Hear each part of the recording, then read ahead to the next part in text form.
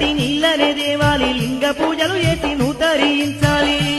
ఇంతేనా పరమేశ్వర పురుగు ముట్ట నట్టి పూలనే దేవాలి పరమ భక్తితోని నన్ను పూజించాలి అదెంత పని శంకర చీడ ముట్ట నట్టి పత్రినే దేవాలి భక్తితో భజించి నూతరించాలి ఓ నా గౌరీ ఓ అర్ధనారి భక్తితో నా మనసును గరిగించాలి ఓ నా ఈశ్వరి ఓ నా పార్వతి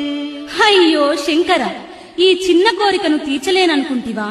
నువ్వడిగినట్లే ఎంగిలిగానట్టి నీళ్లతో లింగ పూజలు చేసి పురుగు ముట్టనట్టి పువ్వులతో లింగాన్ని అలంకరించి చీడ ముట్టనట్టి పత్రితో నిన్ను పూజిస్తా పరమేశ్వర మరి నాకెంతమంది సంతానం కావాలో అడగలేదు పరమేశ్వర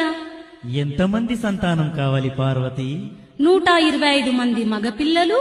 125 మంది ఆడపిల్లలను సంతాన ఫలముగా ప్రసాదించు ఈశ్వర నేను కోరునట్లు నా పూజ చేసి భక్తితో నా మనస్సు గెలుచుకో పార్వతి